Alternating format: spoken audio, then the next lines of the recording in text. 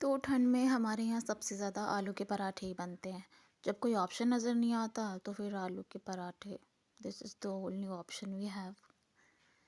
तो भाई मैं जो है पराठे बना रही हूँ और जो मेरी ननद है चटनी कूट रही है।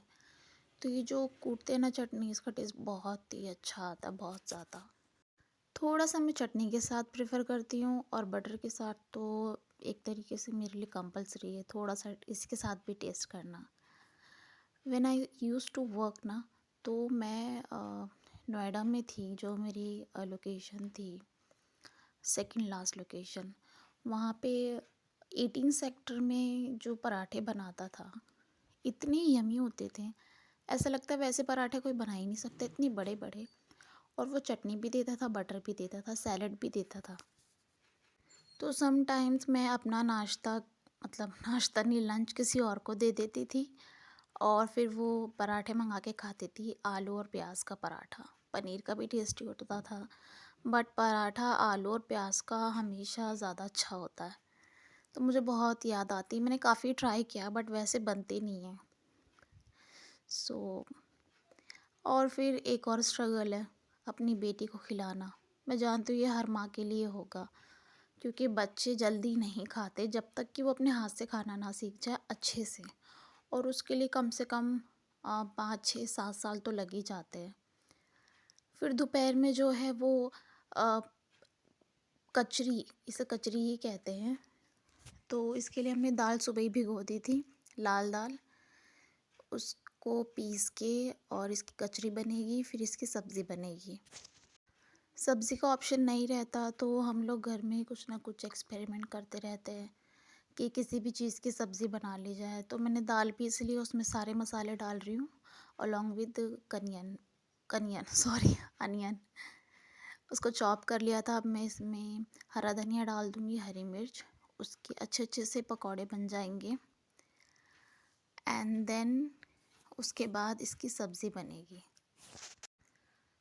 यार वैसे तो हम बाहर से भी मंगा लेते हैं, लेकिन बाहर वाली जो कचरी होती है ना, उसमें ये वाला फ्लेवर नहीं आता जो हम घर में बनाते हैं खुद। और ऑलवेज़ घर का खाना ज़्यादा हेल्दी होता है इफ़ वी कंपेयर विद बाहर का खाना।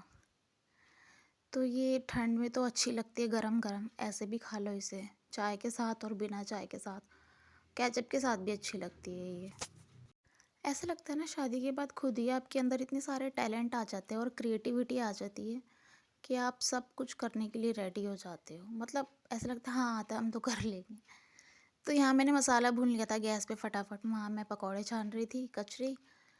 और मसाला भुनने के बाद अच्छे से जब उसने तेल अलग हो गया उसमें से, तो फिर मैंने पानी लगा दिया, गरम करके डाला उसमें और उसमें फिर कचरी डाल दी। और थोड़ा-सा सुबह चूड़ा जो है वो ऐसे ही हल्के, मतलब ऑयल में फ्राई किया था, तो वही खा रही थी मैं। सभी खा रहे थे बेसिकली। और जो शाम हो गई है यहाँ पे, तो हो गया है इवनिंग स्नैक्स का टाइम।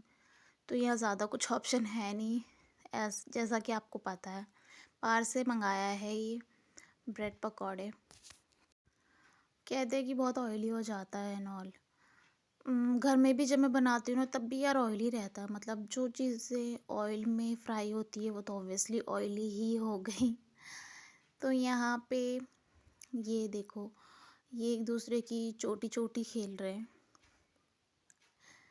एक मेरी ननद है और एक मेरी भांजी है। फिर मैंने चाय पी ली। चाय is the very important thing for me.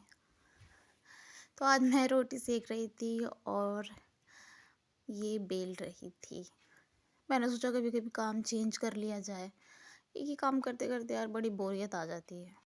What I feel, फर्श बहुत ठंडा होता है, मैं जल्दी से नीचे नहीं बिठाती, लेकिन ये मैं क्या करूँ, बहुत परेशान करती है, मम्मा मम्मा करती रहती है, इसीलिए हमने बिठा दिया वहीं के खेलो वहीं पे जब तक कि रोटी नहीं बन जाती। और ये दोपहर की सब्ज़ी है, क्योंकि बहुत सारी बच गई थी। और मैं वेट कर रही थी कि कब आएंगे और हम सब खाना खाएं। एक्चुअली घर का कनेक्शन ठीक कर रहे थे और 11 बज गए थे लिटरली। तो ये सब काम भी कर लेते हैं, अच्छा है। बाहर के पैसे तो बचते हैं कम से कम देने से।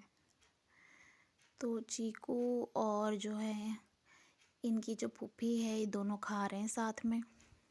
एंड ये था मेरा रूटीन मॉर्निंग टू नाइट। मिलते हैं नेक्स्ट व्लॉग में।